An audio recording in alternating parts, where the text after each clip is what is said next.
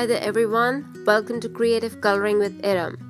I'm still quite unwell, so today's projects are super simple. My cards feature the engagement wishes stem set. I will start with this gorgeous frosty pink cardstock, and this is the cardstock I will use on all three cards. I will start by stamping a border with clear embossing ink and then emboss it with crystal clear embossing powder. I will have to do a bit of masking to build my floral border. I have the mask prepared already. I will use the Altenew glue tape to secure these masks.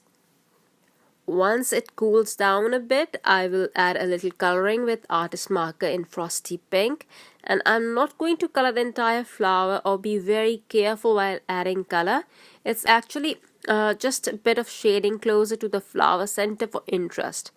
I'm going to add color in a flicking motion. This will help in a finished look. This is super quick and ends up looking pretty too. For the anthers, I have used coral berry artist marker so that they stand out a little bit more. I will stamp the sentiment coral berry dye ink and then emboss it with crystal clear embossing powder. To finish off, I will add a few clear drops of different sizes on the anthers. The adding of these clear drops made the card look more elegant and also quite feminine. For my next card, I will use vellum and heat embossing. I am trying to make quick but pretty cards. Also because I can't look down for long as I have a sinus infection, and looking down increases pressure on my face and forehead and then I get dizzy. So I had to make these cards super fast, and these designs are great for quick cards. So I heat embossed the same flower and two leaves in different embossing powders: pure white, golden peach and platinum. And boy, these images look beautiful in person. I chose the perfect embossing powders for this project. Now I will use a coral berry artist marker to add color to the back side of these images to make them even more special. You can use them as is as well, and I will show you in a bit the difference between a colored leaf and the one that I did not color.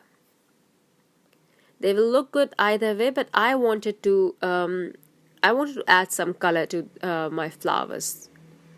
See the difference? Both of them look pretty, but the colored one looks little better. Okay, so now I'm going to work on my card front. For this, I will add a couple of strips of heat embossed cardstock to make a base for my floral arrangement. I just swiped the clear embossing ink pad onto a piece of spare cardstock, poured over golden peach embossing powder and heat set it. I'll glue the strips down and then adhere the floral images with glue gun. You can use a clear foam tape, but I didn't have one and the white one wasn't looking too good, so I went for the glue gun since the glue is clear and you won't be able to see it through the vellum. After arranging the floral images, I will heat emboss the sentiment and my card is ready. Here's a look at all the three cards with different embossing powders.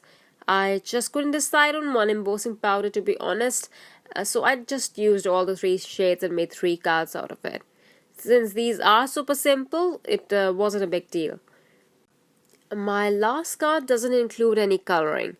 I will copy the same layout of the first card, but this time I will build the floral border on vellum and heat emboss this in pure white embossing powder.